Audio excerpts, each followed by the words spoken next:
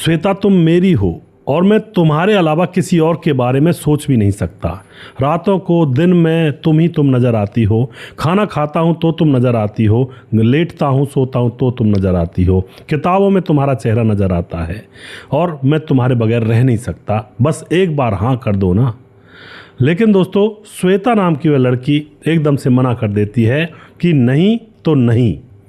उसके बाद यहाँ पर जो होता है बड़ी ही रोचक कहानी है। यहाँ पर एक लड़का एक लड़की, दो लोग खड़े हुए बातें कर रहे हैं। लड़के का नाम यहाँ पर होता है गोविंद और लड़की का नाम होता है श्वेता। दोनों आपस में बातचीत कर रहे थे, वो मैंने आपको बताया। इसके बाद जो यहाँ पर कहानी में घटित होता है, पूरी कहानी हम जानने वाले हैं दोस्तों। वीडियो को लास्ट तक ज़रूर देखा करें और वो लोग वीडियो को ज़रूर देखें जो आजकल कॉलेजों में पढ़ रहे हैं, नए नए यौवन से भरपूर हुए हैं। अभी जो कलियां हैं यौवन की वो भरपूर मात्रा में खिली भी नहीं हैं। वो इन कहानियों को ज़रूर सुना करें क्योंकि बहुत सारी जानकारी यहाँ से मिलती है। शुरुआत में जो बच्चे जब जवान होते हैं तो उनको लगता है कि अंबर बस 1 मिनट में मुट्ठी में कर लेंगे, ये कर देंगे, वो कर देंगे, सब कुछ हमारे इशारे से चलेगा, हम कहेंगे वो होगा। लेकिन कुछ दिनों के बाद जब उनको धरातल पर उतरकर सच्चाई का मालूम पड़ता है तो सोचते हैं कि भाई ये कोई ऐसी बात नहीं थी, ये तो बहुत टफ मामला था। नमस्कार, मैं हूँ सुदेश कुमार और तिरछी बात चैनल में आपका स्वागत है। यह घटना घटित होती है असम गुवाहाटी के अंदर 4 दिसंबर 2017 के दिन यह घटना घटित हुई थी। यहाँ पर रहने वाली श्वेता अग्रवाल जो अपने माँ बाप की बहुत ही प्यारी लड़की है, इकलौती वैसे है। यह दास कॉमर्स कॉलेज में पढ़ाई लिखाई कर रही थी। फिलहाल 5th सेमेस्टर में थी और यह चार्टेड अकाउंट बनना चाहती थी और परीक्षा इसकी चल रही होती हैं। इसी के साइड में जो इसके साथ पढ़ा करता था लड़के का नाम होता है गोविंद। पिता उसका जो कि अगरबत्तियों की फैक्ट्री का मालिक है, अगरबत्ती बनती है उसके अंदर। अब जैसे ही एग्ज़ाम देने के लिए 4 दिसंबर को श्वेता घर से निकली तो उसके बाद वह जैसी वहाँ से निकलती है, एग्ज़ाम देने के लिए वह 1 घंटा पहले चली जाया करती थी। आज भी 1 घंटा पहले गई थी। 9:30 बजे से एग्ज़ाम था, वो 8:30 बजे वहाँ से निकल जाया करती थी। 4 दिसंबर की तारीख थी तो वह एग्ज़ाम देने के बाद वापस तय समय पर लौटती नहीं है। उसकी जो माँ होती है घर पर परेशान हैरान, वह उसके फ़ोन पर फ़ोन करने लगती है, कहाँ गई, अब 2 घंटे लेट हो गई है, लेकिन वह फ़ोन नहीं उठाती है। माँ को बहुत ज़्यादा परेशानी हैरानी कि आखिर जवान बेटी है, कहाँ गई। फ़ोन तो आज तक ऐसा कोई वाक़या हुआ नहीं कि उसने फ़ोन ना उठाया हो। तो उसके बाद वह अपने पति को फ़ोन करती है। जो उसका पति होता है वह अपनी बेटी श्वेता अग्रवाल के पास फ़ोन करता है, अभी भी फ़ोन नहीं उठा रही थी। पिता को भी कुछ गड़बड़ लगता है क्योंकि उनकी बेटी पापा का फ़ोन तो बिल्कुल उठाती थी, लेकिन आज क्यों नहीं उठा पा रही है। इस बात को सोच करके उसके पिता का तो सर फटा जा रहा था। और उसके बाद वह पिता घर पर आ जाता है। अब 3 बजे तक दोस्तों क्या होता है, उसका फ़ोन बजना बंद हो जाता है, उस पर रिंग जाना बंद हो जाता है। कभी कभी चला जाया करता, कभी बंद हो जाता है। इस तरह की परिस्थिति यहाँ पर आ गई थी और इस हालत को देख करके माँ बाप का बहुत ज़्यादा बुरा हाल हो चुका था कि हमारी बेटी के साथ ये क्या हो रहा है, हमारी बेटी तो ऐसा नहीं कर सकती। और उसके बाद दोस्तों अब यहाँ पर 5 बज जाते हैं। माँ बाप अपनी बेटी को इधर उधर फ़ोन कर के पूछ रहे थे उसकी सहेलियों से और कह रही थी सहेलियाँ कि वो पेपर देने के बाद चली गई यहाँ से, तो उसके बाद हमें पता नहीं। 5 बजे जो लड़की है श्वेता अग्रवाल, उसके चाचा के पास फ़ोन आता है और उसके पिता के पास फ़ोन आता है और उधर से बोला जाता है कि अंकल श्वेता की जलने से मौत हो गई है और मेरे घर पर आ जाइए, मैं उसका दोस्त गोविंद सिंघल बोल रहा हूँ। अब यह खबर चाचा और पिताजी को लगती है तो ये सारे घर वाले इकट्ठा होकर के इस गोविंद सिंघल के घर पर पहुंचते हैं। वहां पर जाकर देखते हैं तो दरवाजे के सामने बहुत सारी भीड़ लगी हुई थी और बहुत लोगों का जमावड़ा वहां पर खड़ा हुआ था। और वहां पर जाकर के जब अपनी बेटी के बारे में पूछते हैं इस गोविंद सिंघल से तो वह बताता है कि हम दोनों पढ़ाई लिखाई कर रहे थे लिविंग जो रूम है उसके अंदर, और पढ़ाई लिखाई कर रहे थे तो एकदम से जो श्वेता अग्रवाल है वह उठती है और उठ करके बाथरूम में जा करके अपने ऊपर आग लगा लेती है मिट्टी का तेल डाल करके। अब यह जो बात थी यह कुछ हजम नहीं हो रही थी। माँ बाप सोच रहे थे कि भाई अगर उसको इस तरह से यह कदम उठाना होता तो अपने घर पर उठा सकती थी, यहाँ पर क्यों ऐसा, आखिर क्या बात हो गई और मिट्टी का तेल कहाँ से ले आई वो, आजकल तो मिट्टी का तेल मिलता भी नहीं है। ये बहुत सारे सवाल थे माँ बाप के मन में। इतने में पुलिस को बुला लिया जाता है। पुलिस आती है, लाश को कब्जे में लेती है, सारी जल चुकी थी और उसको पोस्टमार्टम के लिए भेजा जाता है। रिपोर्ट आने में भी 2-3 दिन लगने वाले थे। तो इतने जो पुलिस होती है वह पूछताछ में जुट जाती है और जो माँ बाप होते हैं लड़की के, माँ बाप से जब पूछताछ की जाती है तो माँ बाप बताते हैं कि हमारी बेटी बहुत होशियार थी पढ़ने लिखने में, और वो अपने जीवन में कुछ बनना चाहती थी, बड़ा करना चाहती थी, और गोविंद के साथ में वह क्लास में पढ़ा करती थी। ये दोनों एक साथ पढ़ते थे। जहाँ पर हमारी बेटी की लाश मिली है जिस घर के अंदर, इस घर का जो लड़का है गोविंद, उसके साथ ही हमारी बेटी पढ़ा करती थी। अब तो ग्रुप स्टडी के लिए भी है, जो श्वेता है गोविंद के घर पर चली जाया करती थी कई बार। ये सारी चीज़ें माँ बाप ने बताई, और माँ बाप ने बताया कि फ़िलहाल भी वह ग्रुप स्टडी के लिए ही गई होगी गोविंद के पास, और अब उसकी यहाँ पर जान चली गई है, पता नहीं क्या मामला है। उसके बाद जो पुलिस होती है वह पड़ोसियों से पूछताछ करती है, और पड़ोसियों से जब पूछताछ की जाती है तो तकरीबन 23 लोगों ने घर में आते हुए उस लड़की को देखा था। और वो यहाँ पर फिर यही सवाल उठता है कि भाई जान ऐसे क्यों देगी यहाँ पर आकर के। अब उसके बाद जो पुलिस होती है और ज़्यादा छानबीन करती है तो श्वेता के बैग में एक नैपकिन मिलता है, और उस नैपकिन पर लिखा हुआ था कि तुम मुझसे रिश्ता तोड़ोगी तो बाद में बहुत पछताओगी। इसको पढ़ने के बाद पुलिस यही समझ रही थी कि शायद इसके बॉयफ्रेंड ने लिखा हुई है। अब यहाँ पर जो पुलिस होती है, जिस घर के अंदर लाश जली थी, वह लड़की की मौत हुई थी, उस घर के अंदर यानी कि गोविंद के घर के अंदर, तो गोविंद की राइटिंग को उस राइटिंग से मैच करती है। अब राइटिंग मैच कर जाती है दोस्तों, लेकिन अभी पुलिस गोविंद के ऊपर हाथ नहीं डालती है क्योंकि अमीर बाप का बेटा था। अब राइटिंग मैच कर जाती है, लेकिन पुलिस अभी और बहुत सारी चीज़ें, बहुत सारे सबूत ढूंढना चाहती है कि जिससे कि जो केस है वो अच्छी तरह से पक्का हो सके। अब जो चश्मदीद होते हैं उनमें से एक पंकज नाम का लड़का, जो कि इस गोविंद का दोस्त है, उससे जब पुलिस पूछताछ करती है तो पंकज बताता है कि इस दिन 4 दिसंबर के ही दिन जो गोविंद है वह अपनी बाइक पर एक बोरी रख कर लाया था मेरे पास। थोड़ा मैंने उसको रोका कहाँ जा रहा है, और उस बोरी में से कुछ लाल लाल टपक रहा था। मैंने उससे कहा भी गोविंद ये क्या है, इसमें से क्या टपक रहा है।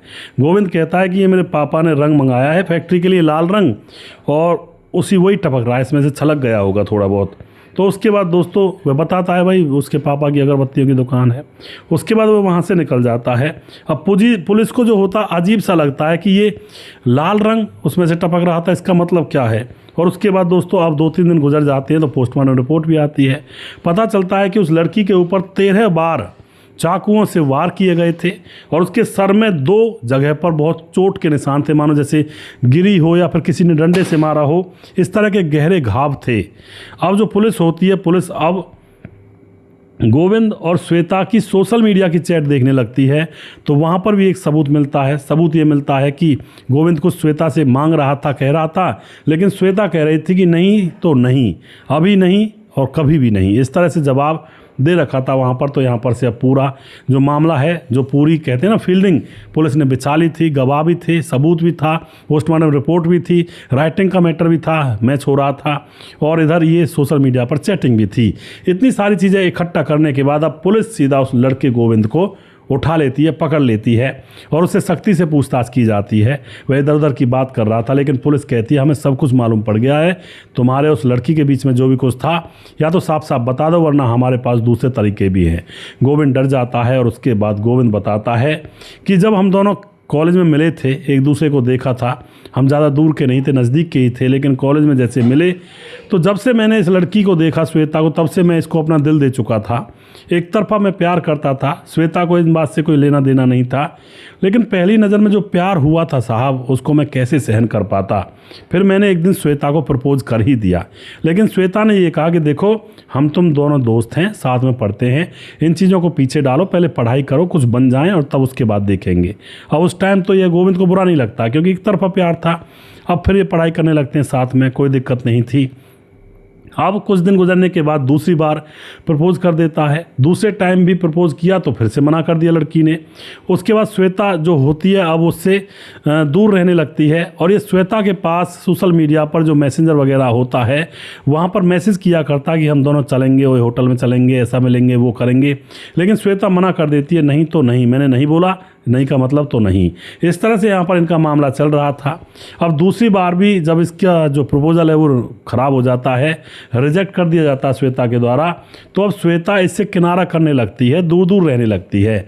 और श्वेता को लगता था कि ये लड़का मेरी कामयाबी के बीच में बाधक है और ये पता नहीं क्या क्या करना चाहता है मेरे साथ, मैं इससे दूर रहूँगी। लेकिन जो यह लड़का था गोविंद, ये श्वेता के पीछे पड़ा हुआ था।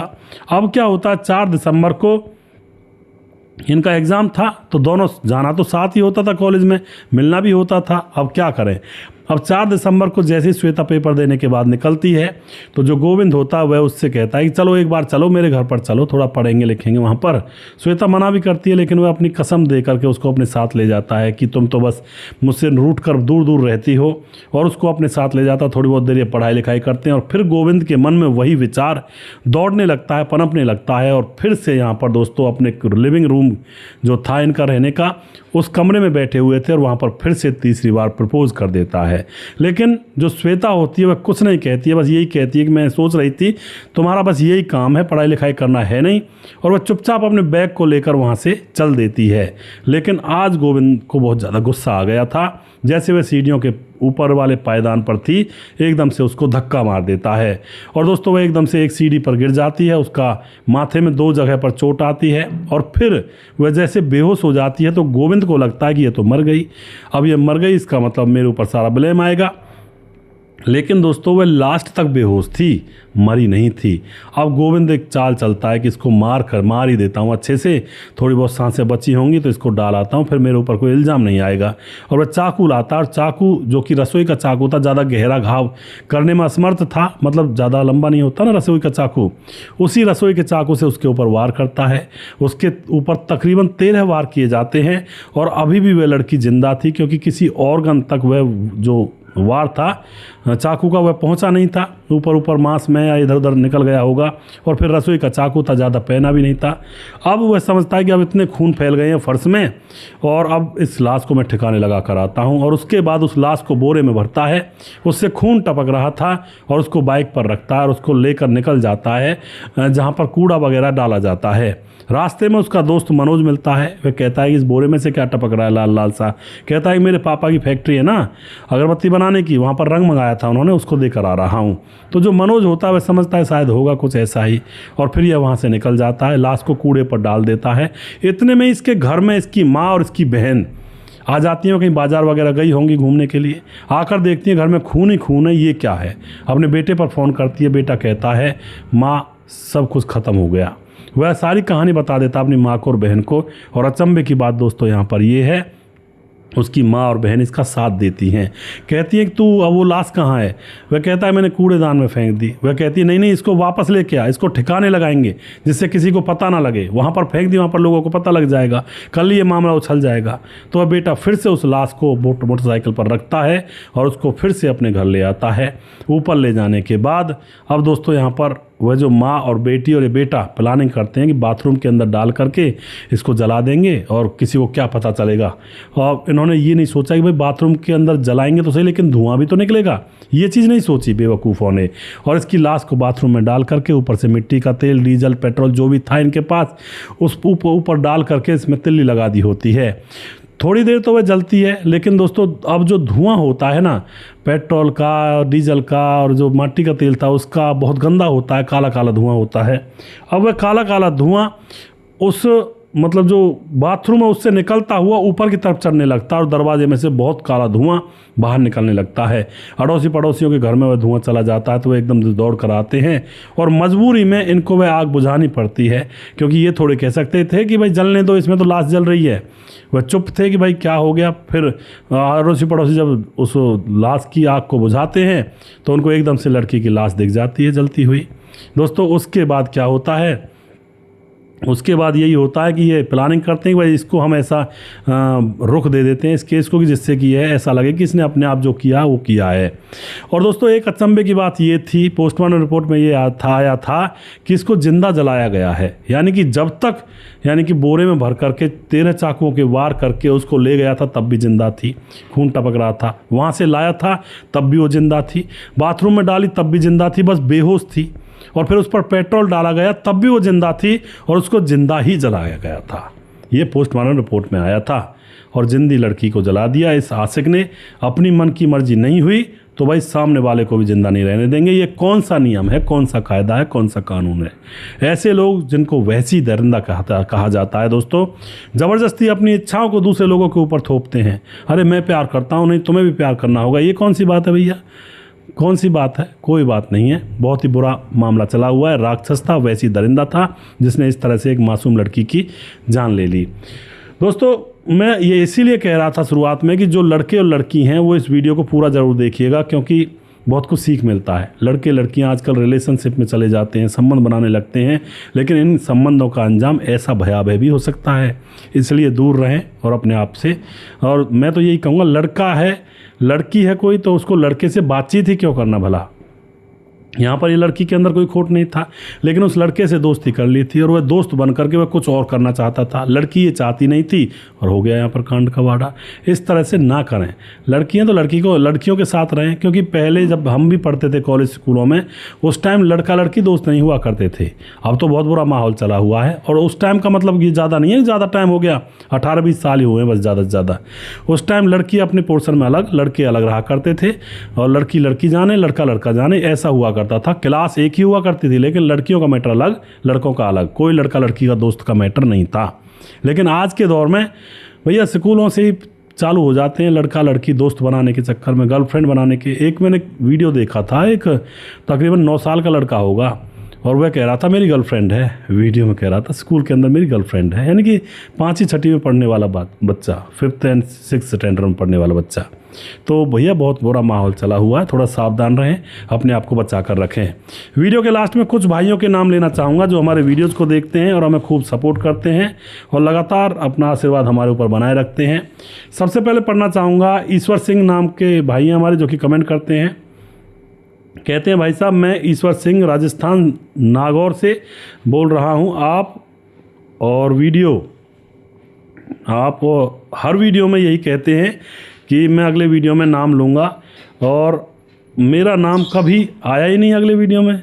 और आपके सामने तो प्लीज़ एक बार मेरा कोशिश करिएगा मेरा नाम लेने के लिए, हमारा भी नाम लीजिएगा। आपकी वीडियो मुझे बहुत अच्छी लगती हैं और मैं और वीडियो आपके देखता हूँ, जो भी आप डालते हैं सारी वीडियो देखता हूँ, कमेंट भी करता हूँ। तो बहुत बहुत धन्यवाद करते हैं ईश्वर सिंह भाई। और रही बात नाम लेने की, तो दोस्तों थोड़ा नाम ज़्यादा हो जाते हैं, प्रेशर बहुत ज़्यादा होता है, इसलिए रह जाते हैं कई बार नाम। तो उसके लिए मैं क्षमा प्रार्थी हूँ, बार बार क्षमा मांगता हूँ इसलिए, क्योंकि काम बहुत होता है वीडियो में। नाम जब ज़्यादा हो जाते हैं तो फिर वो वीडियो की रीच बहुत कम हो जाती है, इसलिए कई बार मैं नाम नहीं ले पाता हूँ। और कई बार आप लोग कमेंट पुरानी वीडियो में कर देते हैं और आप समझते हैं कि मैंने पढ़ लिया होगा, उसको नहीं पढ़ पाता हूँ। पुरानी वीडियोज़ पर हज़ारों में कमेंट होते हैं और बहुत ज़्यादा कमेंट होते हैं, तो उनको मैं नहीं पढ़ पाता हूँ। जो रिसेंटली डाली गई है, जैसे कि अभी से 2 वीडियो पहले डाली गई है, उनमें मैं पढ़ लेता हूँ, तो उन पर डाला करें और इस तरह से यहाँ पर मैं नाम ले लूँगा आप लोगों का। उसके बाद मोहम्मद जहांगीर कमेंट करते हैं, और उसके आमना सामना भी भाई पीठ पीछे बुराई करते हैं। जी बिल्कुल जी। धीरज बनवाल कमेंट करते हैं, सही बातों को कोई नहीं सीखता है, चाहे कैसी भी घटना हुई हो, लेकिन गलत बातों को सीख जाते हैं, वरना ऐसी घटनाएं होती ही नहीं। जी बिल्कुल भाई, धीरज भाई सही कह रहे हैं, गलत बातों को ज़्यादा पकड़ते हैं, बच्चे भी, बड़े भी, बूढ़े भी, अच्छी बातों को नहीं पकड़ते हैं। मैं कहता हूँ ना बार बार भाई, कहानी में से अच्छी चीज़ों को सीखें, गलत चीज़ों को ना सीखें। अनुभव श्री पायली कमेंट करते हैं, गुड जॉब, बहुत बहुत धन्यवाद करते हैं जी। हरिकेश अंबेडकर जी के भी कमेंट करते हैं। रतनलाल शर्मा कमेंट करते हैं। विशाल विश्वकर्मा कमेंट करते हैं। मुकेश कुमार यूपी तरासी से। गणेश सोनी कमेंट करते हैं। भीमदत्त जोशी कमेंट करते हैं। समाधान पाटिल जलगांव महाराज से कमेंट करते हैं। सुजीत कुमार कमेंट करते हैं। देवेंद्र कुमार कमेंट करते हैं, एक लड़की के चक्कर में एक ही की जान चली गई। जी बिल्कुल जी। फरीदाबाद से कमेंट करते हैं। सुजीत कुमार कमेंट करते हैं। उसके बाद धीरज बनवाल दोबारा से। एक बात और कहना चाहता हूँ, मनोज को भी ऐसी लड़की को छोड़ देना चाहिए था। जी बिल्कुल जी। और उसके बाद हमारे साथ सूरज डी हमारा भी लगातार कमेंट करते हैं। राम गोसाई कमेंट करते हैं और अनुभव श्री पायली कमेंट करते हैं, भाई साहब आप, एक नेपाल का केस है, 12 साल के लड़कों को गऊ वालों ने मार दिया था और 4 साल पहले नवराज विश्वकर्मा केस, उसको लेकर आओ ना। जी देखता हूँ मैं अनुभव श्री पायली जी, मैं कोशिश करूँगा इसको ढूंढने की, इसके जो भी फैक्ट हैं, तथ्य हैं, उन्हें कल आएँ। उसके बाद हमारे साथ वनराज नामदेव को लगातार कमेंट करते हैं। नीतीश पासवान बौद्ध गोगिरडी झारखंड से। दयाशंकर सिंह राजपूत ठाकुर यूपी 43 गोंडा से। रामलाल कुशवाहा जिला विदिशा पुरानी बिहार से। रवि प्रकाश कमेंट करते हैं। शौकत अली दिल्ली से। कालीचरण उड़ीसा से, फिलहाल गोवा में रहते हैं। प्रवीण चौधरी राजस्थान से, फिलहाल बेंगलुरु में रहते हैं। सैफुल मलिक कमेंट करते हैं। राम थापा नेपाल से कमेंट करते हैं। राम बहादुर सिंह रायगढ़ छत्तीसगढ़ से कमेंट करते हैं, बोलाई दास झारखंड से कमेंट करते हैं, खेमराज गुज्जर चिट्टी जीबी नगर यूपी 16 से कमेंट करते हैं, श्यामलाल चौधरी नौका बीकानेर राजस्थान से कमेंट करते हैं, राम मोहम्मद यासीन लाहौर पाकिस्तान से, राधे श्याम शर्मा सिटी जयपुर राजस्थान से, राजकिशोर चौरसिया महाबलेश्वर महाराष्ट्र से कमेंट करते हैं, छगनदास खारडाबान राजस्थान से, दुर्योधन भाई लगातार कमेंट करते हैं और सुशील चौधरी हमारे लगातार कमेंट करते हैं। अभी भी जिस भाई का नाम रह गया हो उस भाई का नाम अगले वीडियो में ज़रूर लूँगा। अगला वीडियो बहुत जल्दी फिर से लेकर आऊँगा। तब तक आप खुश रहें, सावधान रहें। जय हिंद, जय भारत।